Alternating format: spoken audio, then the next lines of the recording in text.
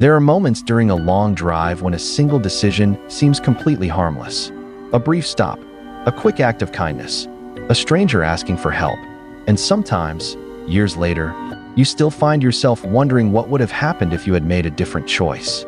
This story began on a lonely stretch of highway sometime after midnight, during a storm so intense it felt as though the entire sky had collapsed onto the earth. My girlfriend and I had been driving back home after a trip to California. The drive there had been uneventful. We left early in the morning, enjoyed the scenery, checked into our hotel after sunset, and spent several days relaxing. The trip home was different. We left much later than planned, and by the time we were several hours into the drive, darkness had swallowed the landscape. The road ahead stretched endlessly through blackness, illuminated only by our headlights and the occasional reflective road marker flashing past. The drive was roughly 10 hours long, not counting stops. We stopped once for food after a few hours, then continued deeper into the night. By around 12:30 a.m., fatigue had begun settling into my shoulders. We exited the freeway and found a Wendy's that was still open. The parking lot was nearly empty, the restaurant glowing like an isolated island in the darkness. We grabbed food and got back on the road. I started eating while driving. My girlfriend immediately objected. "Seriously?" she asked. "Can't you wait until we stop?" "I just want to get home," I said. "The sooner we keep moving, the sooner this drive is over." She shook her head, but let it go. For a while, everything seemed normal. Then the rain started. At first, it was a light drizzle tapping against the windshield. Within minutes, it became something else entirely. The sky opened. Sheets of water crashed against the glass so hard the wipers struggled to keep up. Visibility dropped dramatically. The road ahead blurred into a gray wall of rain. My girlfriend finally said what she'd been thinking. "Pull over." I glanced at her. "Really?" "Yes. You're eating, it's pouring rain, and you're exhausted. Pull over." Reluctantly, I guided the car onto the shoulder. The moment we stopped, the storm intensified. Rain hammered the roof with a deafening rhythm. Water raced across the pavement. Wind rocked the vehicle just enough to make its presence known. I sat there finishing my food while my girlfriend stared out into the darkness. Outside, there was nothing. No buildings, no gas stations, no other vehicles. Just rain. Endless rain. The interior of the car felt strangely isolated from the rest of the world, like we were trapped inside a tiny metal capsule floating through a black ocean. Then came the sound. Bang. Something struck the driver's side window. Both of us jumped. I frowned. The storm was violent enough that I initially assumed debris had hit the glass. Maybe a branch. Maybe something kicked up by the wind. Then my girlfriend screamed. I turned left and nearly had a heart attack. A human figure was standing inches from my window. The person was so close that they blocked almost the entire view outside. For a split second, all I saw was a dark silhouette pressed against the rain-covered glass. My pulse exploded. The figure appeared suddenly enough that it felt impossible. One moment, there was nothing. The next, someone was standing right beside the car. Rainwater streamed down the window, distorting the shape. The person was speaking, but the storm swallowed every word. I cracked the door open slightly. Cold rain immediately sprayed inside. "What?" I shouted over the noise. The figure stepped closer. It was a woman. She looked absolutely drenched. Her hair hung in wet strands around her face. Her clothes were soaked. She appeared exhausted, frightened, and completely out of place.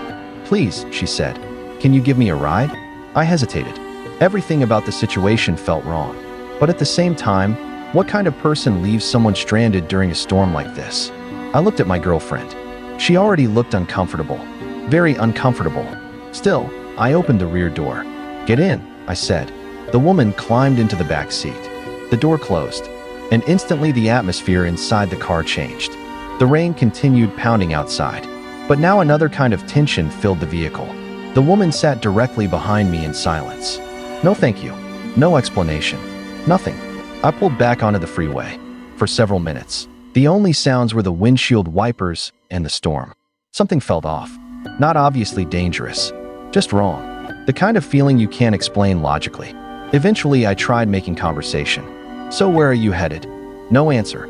I checked the mirror. The woman was staring forward, motionless. I assumed she hadn't heard me. The rain was loud enough to drown out almost anything. I raised my voice. "Where do you need to go?" Still nothing. My girlfriend slowly turned toward me. The look on her face said everything. Why did you let her in? I ignored it. Maybe the woman was in shock. Maybe she was embarrassed. Maybe she simply didn't trust us. I glanced back again. This time our eyes met. What I saw sent a chill through me. She was already looking directly at me. Not at the road. Not out the window. At me. There was no expression on her face. No anger. No fear. No sadness. Just a blank stare. Yet somehow that expressionless face felt more unsettling than any obvious emotion could have. I forced a polite smile. Are you okay? She shrugged. Nothing else. No words.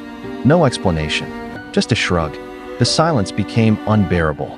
I finally said, mostly for my girlfriend's benefit, we'll drop her off at the next town. The woman didn't react. Neither did my girlfriend. The highway stretched ahead through darkness. There were no nearby cars. No lights. No signs of civilization. Only rain and empty road. Minutes passed. Then everything happened at once. Without warning, an ear-piercing scream erupted from directly behind me. The sound was so sudden and so loud that it felt like an explosion inside the car. Before I could react, two arms shot forward from the back seat. They wrapped around my throat. Hard. My breath disappeared instantly. My hands jerked on the steering wheel. The vehicle swerved.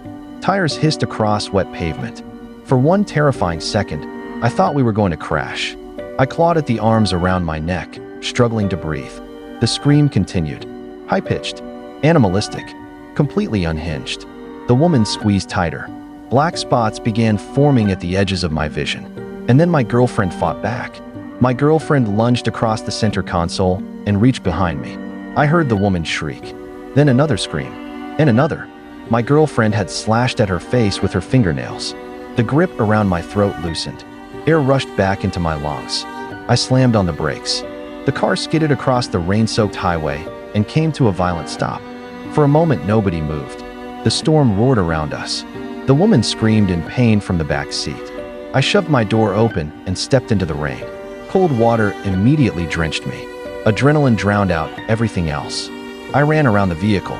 The woman sat in the rear seat with both hands covering her face. She was crying now, whimpering, making sounds completely different from the screams moments earlier. I yanked the rear door open. Get out. She didn't move. Get out. Still nothing. At that point, fear turned into anger. I grabbed her by both arms and pulled her from the vehicle. She stumbled into the rain. The instant she hit the ground, her behavior changed again. Please, she said. Just one word. Please. Over and over.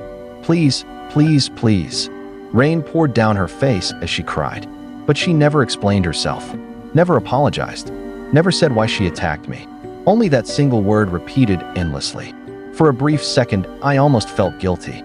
Then I remembered her hands around my throat. I remembered the car swerving toward the divider. I remembered how close we had come to crashing. I stepped backward. The woman remained kneeling in the rain. Please, please, please. Her voice cracked with every repetition. I turned away, got back into the driver's seat, locked every door. The moment the locks clicked, she transformed again. Her hands slammed against the windows. Bang, bang, bang. The screaming returned, louder than before, more frantic, more disturbing. The sound barely seemed human. The woman pounded on the glass while rain streamed over her face and clothing. My girlfriend sat frozen beside me. Neither of us spoke. I shifted into drive. The tires rolled forward. The woman continued striking the windows for several seconds, screaming into the storm. Then the distance grew. Her figure became smaller. The sound faded. Eventually, she disappeared completely into the darkness behind us. Neither of us said anything for a long time. The only sounds inside the car were our breathing and the rhythmic sweep of the windshield wipers. I kept both hands locked on the steering wheel. My throat still hurt. Every swallow reminded me how close that encounter had come to ending differently. My girlfriend finally broke the silence. Call the police. I nodded. She already had her phone in her hand. As we continued down the highway, she reported what had happened and warned them about an unstable woman wandering near the roadway. The dispatcher asked questions. Where had we stopped? What did she look like? Which direction was she heading? We answered everything we could. But honestly, there wasn't much useful information to give. The entire encounter had unfolded so quickly that it felt unreal, like a nightmare that had somehow happened while we were awake. After the call ended, Neither of us had much to say. The storm gradually weakened. Traffic remained almost non-existent. Towns appeared and disappeared beyond the darkness. Hours passed. Neither of us suggested stopping again. Not for gas, not for food, not for coffee, nothing. We just wanted to get home. Eventually, the sun began threatening the horizon, turning the darkness into shades of gray. The familiar roads leading home finally appeared. Only then did some of the tension leave my body. Even now, the part that stays with me isn't the attack itself. It's everything before it. The silence, the staring, the refusal to answer simple questions. The feeling that something was wrong long before anything actually happened. Sometimes I wonder who she was. Why she was standing alone in the middle of nowhere during a violent storm. Why she asked for a ride. And most importantly, what she planned to do if my girlfriend hadn't reacted when she did. Those are questions I'll never have answers to. And after what happened that night, I'm perfectly